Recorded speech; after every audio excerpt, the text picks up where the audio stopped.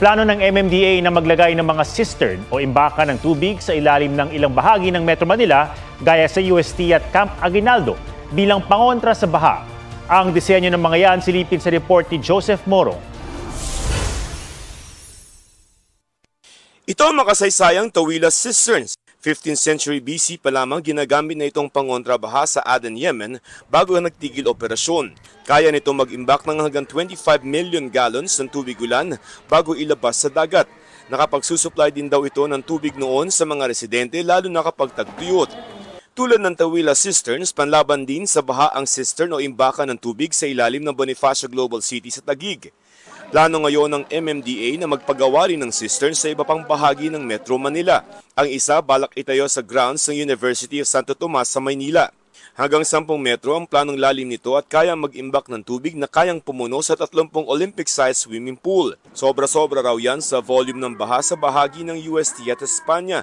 Kung hindi tagulan, pwede rin itong gawing parking ng hanggang 400 sasakyan. Hinihintay na lamang ang sagot ng University Board ng UST matapos ang pulong nila kanina ng Manila LGU. Kami po yung magme-maintain at mag-ooperate noong catchment na yon to ensure na wala pong basura, hindi po pamamahayan ng lamok. At ganoon din po, dahil po ito ay heritage or conservation site, i-assure po namin ang UST na ibabalik po namin yung kanilang field.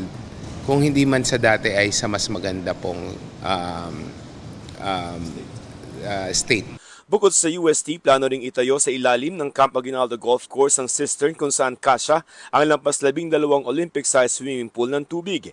Doon padadaluyin ang tubig sa EDSA. Pagtigil ng ulan, ilalabas ang tubig sa Makiling Creek.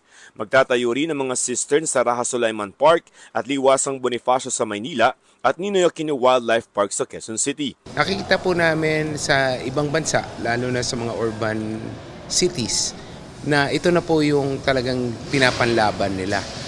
Singapore, Hong Kong, Japan, rain catchment na po. Kapag nasimulan na mga proyektong ito, pwedeng makita ang kanilang status sa DIME o Digital Information for Monitoring and Evaluation website ng Department of Budget and Management. Doon din pwedeng i-monitor ang iba pang infrastructure projects. Lahat ng makikita nyo sa General Appropriations Act, nandoon yan. Hindi guni-guni yung nakalagay dapat sa General Appropriations Act natin.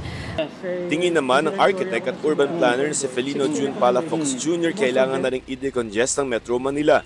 Lalo't karamihan ay nakatira raw sa mga bahaing lugar. We should create 100 usages ideally, preferably outside Metro Manila. We should create more job opportunities in the provinces. Joseph Morong, nagbabalita para sa GMA Integrated News.